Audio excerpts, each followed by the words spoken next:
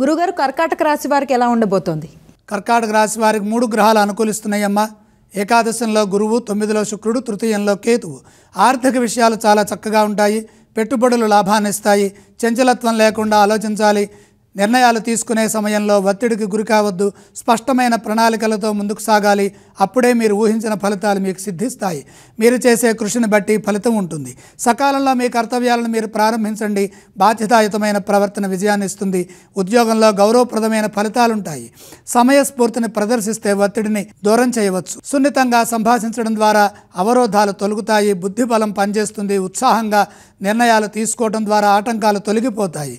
మీ పూర్వపుణ్యం మిమ్మల్ని ఇప్పుడు కాపాడుతుంది. గ్రహబలం మిశ్రమంగా ఉంది కాబట్టి పరిస్థితులను అర్థం చేసుకుంటూ సహనంతో సంయమనాన్ని పాటిస్తూ వినయ విధేయతలతో పనులు పూర్తి చేసుకోవాలి. మిత్రుల సలహాలు పనిచేస్తాయి. ఎదురు చూస్తున్న పని ఒకటి పూర్తవుతుంది.